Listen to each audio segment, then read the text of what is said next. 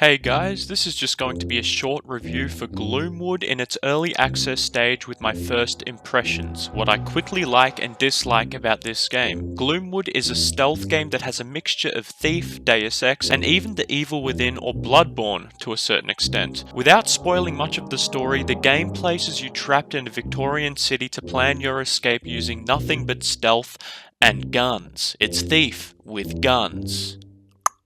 Nice. It's a very immersive survival horror experience inspired by a classic old school retro visualization, and although you can probably run this game well on a MacBook, this doesn't mean it is not captivating. The sound design, which I highly recommend to use headphones for, and overall spooky vibes it offers is amazing. I love how the enemies have green lights for eyes when they're unsuspecting, yellow eyes when they're suspicious, and red eyes when they realize it wasn't just the wind. Sneaking around truly makes my balls tingle, and this game promises to be a very good Dishonored or Thief stealth game. However, this doesn't mean it's something I'd recommend to everyone. I want to firstly state that this is a game I've never been more on the fence with when it comes to suggesting it to people. Moreover, the positive feedback it's receiving on Steam could definitely deceive you. Don't get me wrong, the gameplay is incredibly fun, and although it's inspired by the older Thief games, it has a truly unique and classic feel to it. It's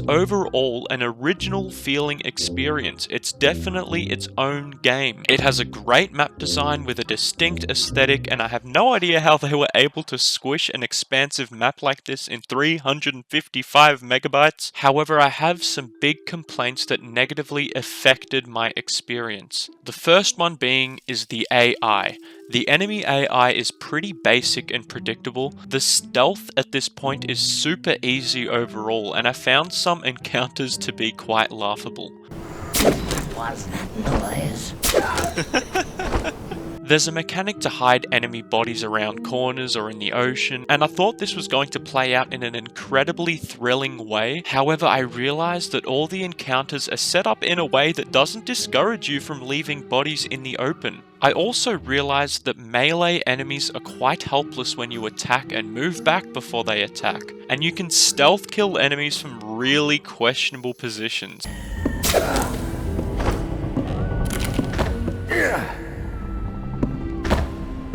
And they do seem to have an IQ of 25 in some scenarios.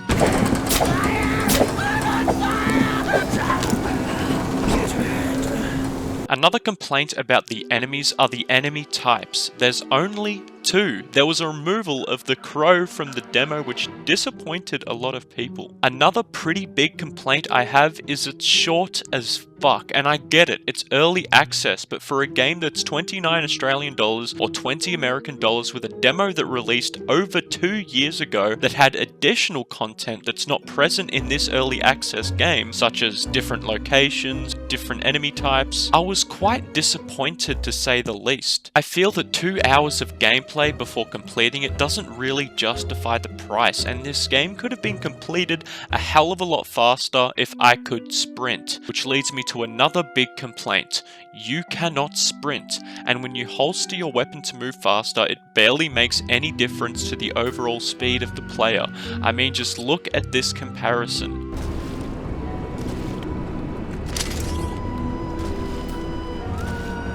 I get it, they were going for a slower paced stealth game, but I have two rebuttals to that argument. The first being I wanted to explore a little more, but I was discouraged because of how damn long that fucking took. And when I did explore, I at times just killed myself because I couldn't be fucked walking all the way back to my last save point. Second rebuttal, if a character I'm playing as moves slower than me, it pisses me off. Because I'm faster than this guy, and I don't even do cardio, my guy. Overall, there's some situations where there's no reason he can't sprint, which leads me to a suspicion I have with their true intentions behind this decision. It disappoints me to point this out, but I honestly believe they made the character so damn slow because they wanted to increase the playtime and decrease the amount of refunds. Since this game just takes over 2 hours of playtime to complete, this means you probably can't get a refund refund if you were disappointed by the product. They could have intentionally made you slower to just scrape the surface of that 2 hours. But that is just a wild and wacky suspicion on my part. Overall, I feel that this game has a shit ton of potential, and I'd love for them to add a lot more content and add a sprint button and add a vendor for the cash and treasure you find, as there's absolutely no value to money in this game as of now. If they just focused on improving these aspects of the game, then I'd be very inclined to give this game a higher overall rating. I'm not going to give a solid score out of 10 because it's still in its early access, and I did buy the game with this in mind. But I'll leave the video by saying this: if you like what you see and you enjoy the classic Thief games, you'll definitely have a great time with this experience. Like I said, it has a shit